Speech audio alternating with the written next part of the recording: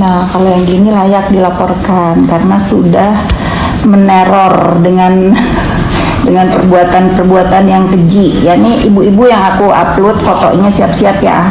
Bukan aku yang melaporkan, tapi yang punya perumahan ya. Yang punya perumahan yang lapor, dikejar kalau sampai di mana juga. Makanya lain kali kalau disuruh-suruh biadab, mikir 1000 kali ya. Si sulung mau nempeleng mama udah balik. Tadi katanya bukan gitu tadi. Mau saya injak lehernya Pak. Aduh, cari hiburan loh, aku punya hiburan. Kasian. Si Putri biadab, si anak durhaka. Kesel sekali kalau sama aku. Kesel dimarahin bapak kalau terus ya. Syukur. Wajah-wajah habis di demo. Wajah habis di demo, rambut habis di demo. Mana mak-mak tadi ya? Pengen aku kasih uang deh. Aku kurang bayaran dari yang nyuruh. Aduh.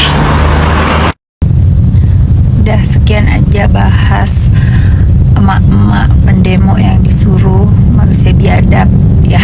Nggak akan ngaruh ke hidup aku nanti. Aku mau pulang karena di rumah aku ada mertua, pasti aku nggak bisa ngoceh-ngoceh. Selamat untuk yang berdemo, mudah-mudahan uang hasil suruh naik motor pepanasan dan beresiko dicari polisi berkah ya. Dan untuk yang nyuruh neror aku, semangat lagi cari ide-ide lain. Ditunggu kejutan-kejutan bodoh selanjutnya. Tuh, lalulah pada berdiri di sini, pada berdiri menganterin surat demo. Tadi bayar utang. Ini pintu rumah aku aja lebih dari 5 miliar. Sombong kan? Berdebah. Aduh.